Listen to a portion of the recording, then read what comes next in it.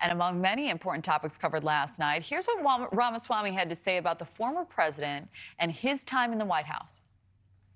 I think Trump was an excellent president.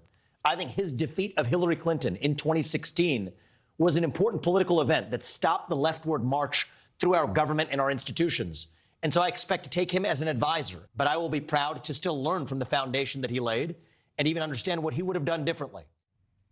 So joining us now is someone who knows the Trump administration well, NewsNation contributor Sean Spicer. He joins us. He's also the host of the Sean Spicer Show with a focus on the 2024 presidential race and all things politics.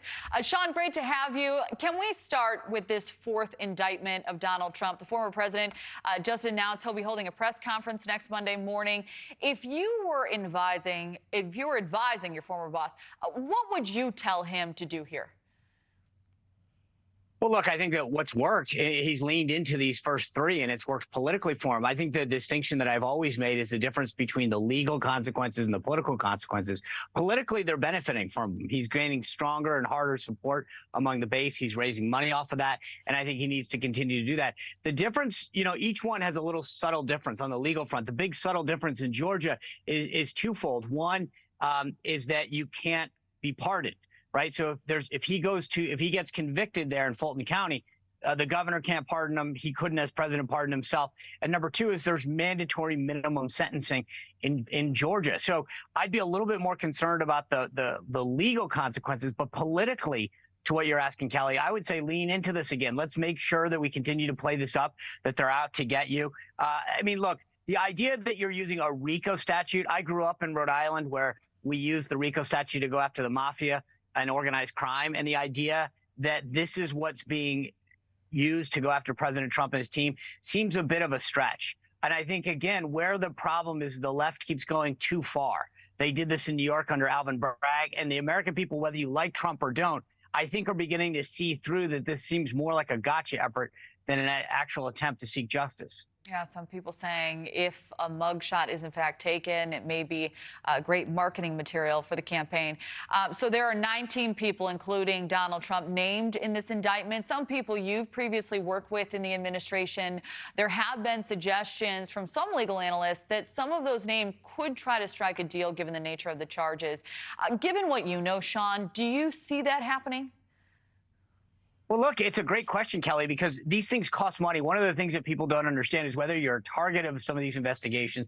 I was caught up in the Mueller investigation as a witness. You're spending tens of thousands of dollars just to engage in the process because you've got to protect your legal rights. And so it can be a very arduous thing for a lot of folks and financially a massive burden. So I think these guys could lean on them and say, hey, look, you don't want to go to jail. You don't want us to take this to trial.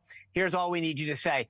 But the bottom line is, when you look at some of the charges, the question is, what do they really have against these folks? I mean, there is a line in which we as Americans have a right to express ourselves, to petition our government. You look back towards 2000, Alan Dershowitz came out and said that a lot of this is no different than what Al Gore did in Florida.